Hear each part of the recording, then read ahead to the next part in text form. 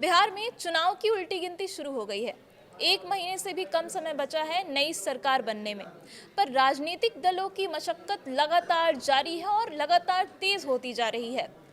चुनाव की हर प्लानिंग के सेंटर में है बिहार का एम फैक्टर। अब ये एम फैक्टर क्या है?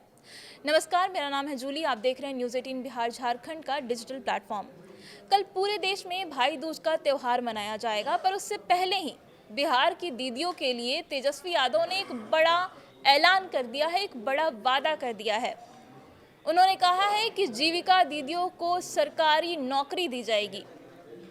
बता दें कि जीविका दीदी जो है ये वो तबका है जिसे नीतीश कुमार का साइलेंट वोटर कहा जाता है, लॉयल सपोर्टर कहा जाता है। इन्होंने हमेशा से नीतीश कुमार का साथ दिया है और बदले में नीतीश कुमार ने भी इनके लिए कई योजनाएं बनाई हैं।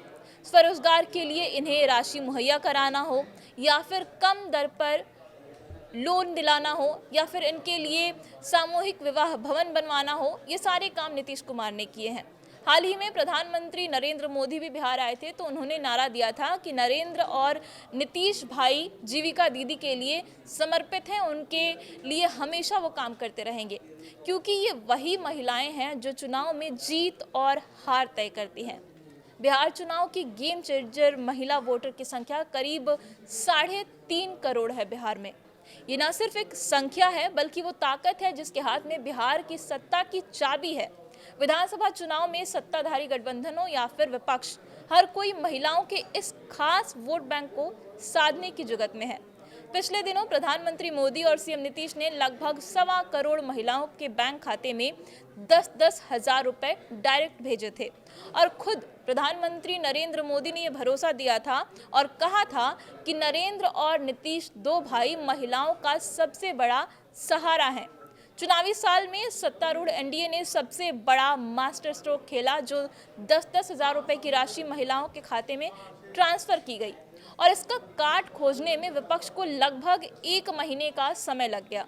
बुधवार को जब तेजस्वी यादव मीडिया के सामने आए, तो उन्होंने मुख्यमंत्री महिला रोजगार योजना को टक्कर देने के लिए जीविका दीदियों को स्थायी नौकरी देने का चुनावी ऐलान कर दिया, और ये वादा किया कि जीविका दीदियों को हर महीने 30 हजार रुपए की सैलरी दी जाएगी अगर महागठबंधन की सरकार बनती है, तो अगर तेजस्वी यादव मुख्यमंत्री बनते हैं तो। इतना ही नहीं, तेजस्वी यादव ने यह भी वादा किया कि महागठबंधन की सरकार बनी तो जीविका दीदियों के लिए 5 लाख रुपए का बीमा भी कराया जाएगा। मौका पड़ा था तो लगे हाथ तेजस्वी ने एनडीए को भी घेरा और नीतीश सरकार में जीविका दीदियों के साथ अन्याय का आरोप लगाया, जिस पर सत्ताधारी जेडीयू और बीजेपी ने जबरदस्त पलटवार भी किया। महिलाओं को अपने पाले में लाने के लिए योजनाओं के ऐलान और चुनावी वादों की होड़ बिहार में मची हुई है। महिला वोटरों को लुभाने के लिए तू डाल डाल और मैं पात पात वाली सियासत लगातार जारी है, और उसकी वजह यह है कि महिलाओं का वोटिंग पैटर्न काफ़ी अच्छा रहा है। अगर पिछले चुनावों पे नज़र डालें तो कुछ ऐसा ही नतीजा सामने आता है। लगातार 3 चुनावों में पुरुषों से ज़्यादा वोट महिलाएं कर रही हैं। महिलाओं का वोटर टर्नआउट हर बार 3 चुनाव से ज़्यादा हो रहा है। 2020 में 166 सीटों पर पुरुषों से ज़्यादा मतदान महिलाओं ने किया था, यानी कि जिसके भी हक में आधी आबादी ने वोट डाला, जब आधी आबादी ने ज़्यादा वोट डाला, तब तक नीतीश कुमार की सरकार बनी है, और जिसे भी आधी आबादी ने चुना है उसी के हाथ में सत्ता गई है।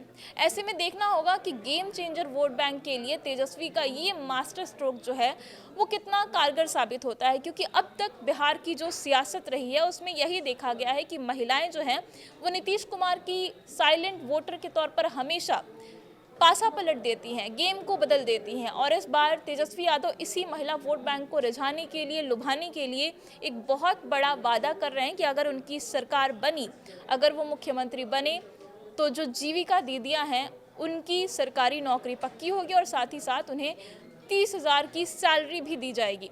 इस पूरे मामले पर आपका क्या ख्याल है? आपको क्या लगता है कि तेजस्वी यादव का ये मास्टर स्ट्रोक कितना असर करेगा?